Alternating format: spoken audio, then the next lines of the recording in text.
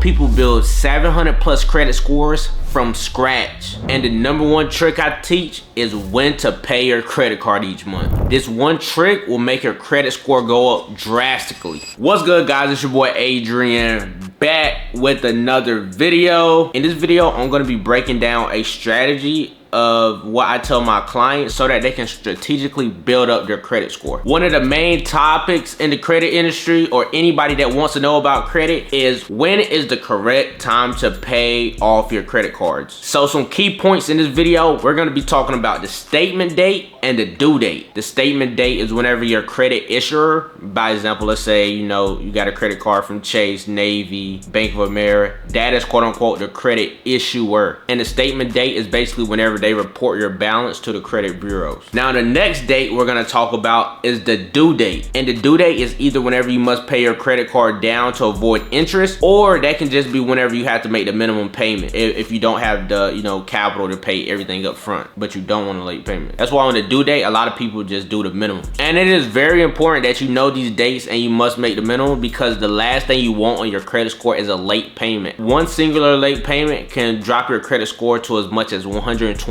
points. Now let's talk about it. Why does the statement date matter more for your credit scores? It's because your credit utilization is based on the balance that is reported on your statement date, not on your due date. Even if you pay the balance in full on the due date, if it was high on the statement date, that can still hurt your score. So what I'm about to do is I'm about to give you guys a good strategy on when to make the payment and how much you should pay. Because even though, of course we all want to pay our credit cards in full, if it is paid in full, basically before the statement date, and you have no balance reported, it basically looks like it hasn't been used. So if it hasn't been used, how can it build your credit? So what I typically tell my clients is to pay their cards under 10%, at least 2 to 3 business days before the statement date. Then you pay the rest down. If you want to pay it in full, then you pay the rest down before the due date. That way you're doing a numerous of things. You're building your credit, you're avoiding interest, and you're keeping your utilization low. So make sure you're paying attention, make sure you use this strategy, because some of you may have great habits but poor credit because you're paying off everything in full on the due date, but you may still have high balances on the statement date. So now I'm about to give you guys a real world example. Let's say you have a credit limit of $1,000, and then you go spend $600 this month on that credit